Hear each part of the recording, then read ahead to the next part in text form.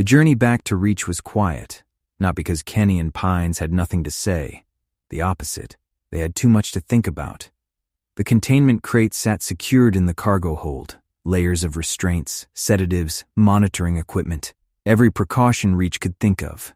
Inside slept what might be the most important discovery since the blackout. Or the most dangerous. Neither possibility sat comfortably.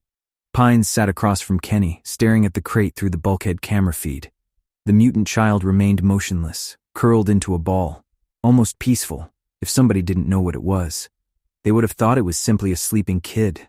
That fact bothered Pines more than he expected. Eventually, he broke the silence. You know?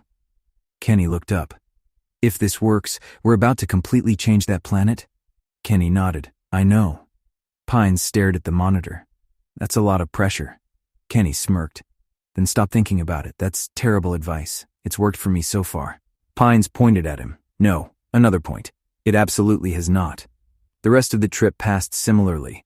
Small conversations, small jokes, mostly nerves, because nobody knew what happened next. Hours later, Reach Prime finally appeared. The sight instantly relaxed both men. The twin suns, the sprawling cities, the endless lights. Home. The ship descended directly into one of Reach's secure research facilities. The moment the landing gear touched down, security teams surrounded the vessel. Not because they were afraid, because they were prepared. The crate was unloaded carefully.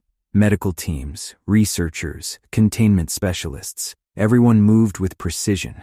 Nobody wanted to make a mistake, especially not with the Emperor's personal scientists already arriving. The procession moved deep into the facility, past sealed doors, past observation checkpoints, past reinforced containment chambers. Eventually, they reached the room. The observation chamber, large, white, simple, built specifically so the occupant couldn't hurt itself, or anyone else. The containment crate was positioned inside, the door sealed behind it, and everyone moved into the observation room next door. A giant glass wall separated them from the chamber. The room slowly filled.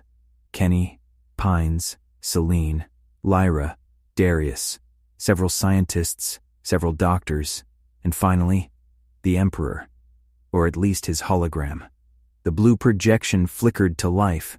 The older ruler immediately looked toward Kenny. You actually did it. Pines folded his arms proudly. We're professionals.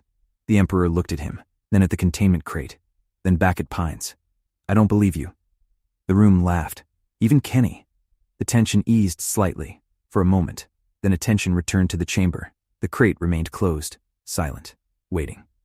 The lead scientist stepped forward, a woman in her 60s, sharp eyes, confident posture, one of the Empire's best.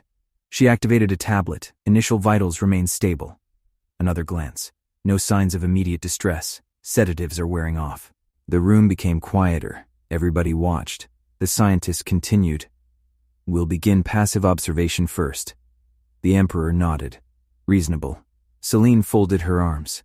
What exactly are we looking for? The scientist thought for a moment. Everything. Thoughtfully pausing. Behavior, cognition, communication, social responses. Another pause. Biological differences. The list continued. The room listened carefully. Then movement. Everyone froze. Inside the crate, a hand shifted.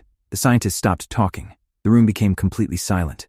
Another movement. The child stirred, slowly, weakly. The sedation was fading. Kenny found himself stepping closer to the glass. The child rolled slightly, then sat upright. For several moments it simply looked around, confused, disoriented, lost. The room watched. Nobody spoke. The child's eyes moved across the chamber, searching, looking, expecting something. Then the realization hit. The horde was gone. The cavern was gone. Everything familiar was gone.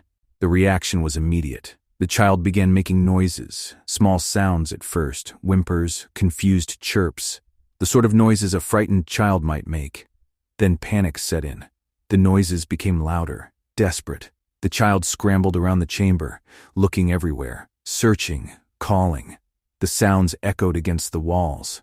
The room became uncomfortable, because suddenly, it didn't look like a monster. It looked like a terrified child, a lost one. The creature began clawing at walls, running around the room, making increasingly distressed sounds. Then it started crying. Actual crying. Not growling, not roaring. Crying. The room went silent. Even Pines stopped joking. The child collapsed beside one wall, still crying, still calling, still searching for something that wasn't there. The scientist slowly lowered her tablet. Nobody spoke for several moments. Then Celine quietly broke the silence. That's not what I expected. The room looked toward her. The queen never took her eyes off the child. It's looking for its hoard. The words hit harder than anyone expected. Because she was right. The mutant child had been taken from the only thing it knew. The realization changed the atmosphere immediately. Lyra swallowed. The usually composed fighter looked uncomfortable. Gods. Another pause. It's just a kid. Nobody argued. Because at that moment, it was. The child continued crying. Its distorted appearance suddenly felt less important. Its claws, its altered face, its strange physiology, all secondary, because the fear was familiar, universal, human. Darius sighed heavily. The old warrior rubbed his face. I hate this. I really hate this. Kenny understood. The room had spent years talking about monsters, then finally met one, and immediately discovered it was more complicated than that.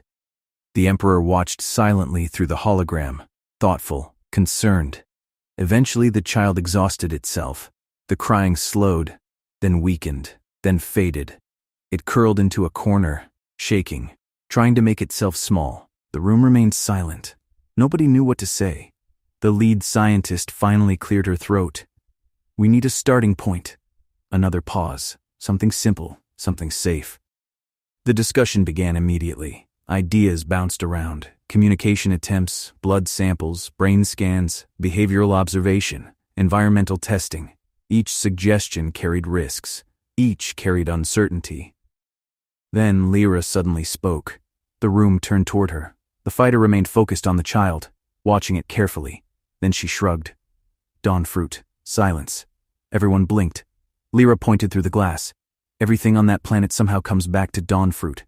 The clinics, the PTSD recovery, the emotional healing, the psychological rehabilitation. She folded her arms. So why not start there? The room became thoughtful. Very thoughtful. The lead scientist looked intrigued. The Emperor looked intrigued. Celine slowly nodded. Kenny looked toward Pines. Pines immediately pointed. She's got a point. The scientist began typing rapidly. Interesting. Very interesting. The Emperor leaned forward. You think it could help? Lyra shrugged. No idea. Another pause. But it's the first thing I'd try. Nobody immediately disagreed. The more they discussed it, the more sense it made. Dawn fruit had already accomplished things most medical experts considered impossible. Perhaps not a cure, perhaps not even a treatment, but a starting point, a place to begin. The child remained curled in the corner, exhausted, afraid, alone.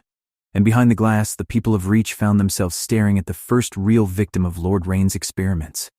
Not a monster, not yet, just a frightened child waiting for someone to understand it.